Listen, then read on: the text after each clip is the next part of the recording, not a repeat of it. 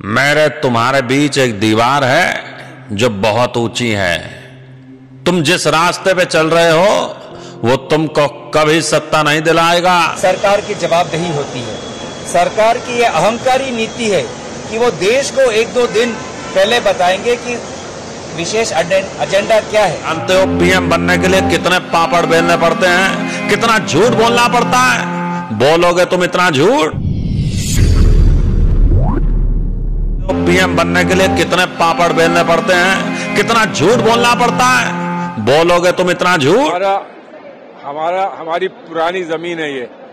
इस जमीन से कांग्रेस को हमेशा शक्ति मिली है और इस जमीन में लोगों की कुछ इच्छा थी, उसको हमने स्वीकार किया था। कुछ लोगों को पसंद नहीं आया, कुछ को पसंद आया, लेकिन आज हम उस जमीन पर वापस लौटे हैं ये कहने के लिए कि हमारी जमीन थी, हमें इससे लगाव है, इससे प्यार है, इसने हमें जिंदा रखा है।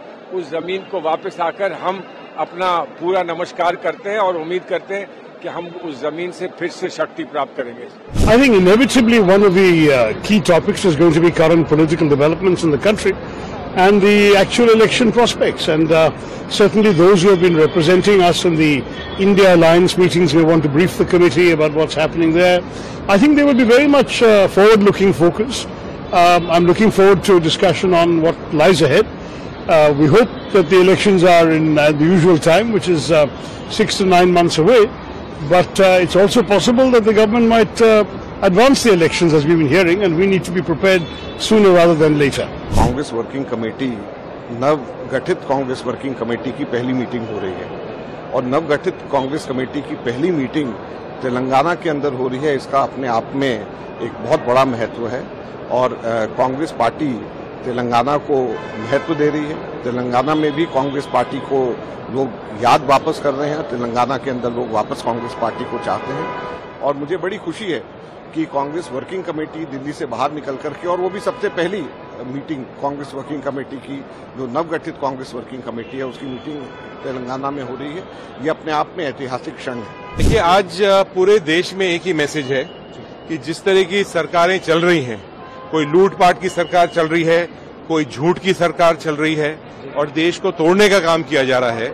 और आज पूरे देश के हमारे सभी लीडर्स तेलंगाना में आ रहे हैं, हैदराबाद में आ रहे हैं। यहाँ बैठकर सारी विचार विमर्श होगा, आगे किस चुनाव की किस तरह से रणनीति होगी। मैं हाल ही मध्य प्रदेश से आया हूँ, वहाँ का स्क्रीनिंग कमेटी का चेयरमैन भी हूँ और आज एक ऐसा माहौल बना हुआ है, चाहे वो मध्य प्रदेश हो, चाहे वो छत्तीसगढ़ हो, राजस्थान हो और तेलंगाना हो, चाहे मिजोरम हो, कि इस सरकार से लोग ऊब चुके हैं, इस सरकार का असली चेहरा देख चुके हैं।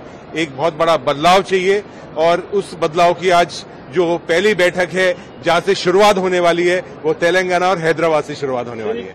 क्योंकि 27 लाख किसानों का उन्होंने कर्जा माफ किया, 87% लोगों का बिजली का बिल 100 रुपए से कम किया, माफियाओं पर वार किया, मिलावटखोरों पर प्रहार किया और अब हम वचन दे रहे हैं कि 500 रुपए में गैस का सिलेंडर देंगे, 100 यूनिट बिजली माफ, 200 तक हाफ, बेटियों को 1500 रुपए प्रति माह, किसानों को 5 हॉर्स पावर का की मोटर का बिल माफ, कर्मचारियों को पुरानी पेंशन, पिछड़ों को 27% आरक्षण, प्रदेश को जातिगत जनगणना, किसान का कर्जा माफ। इसलिए साथियों, कदम कदम पर ये यात्रा बढ़ती जाएगी और भाजपा की उल्टी गिनती शुरू हो जाएगी। अब मैं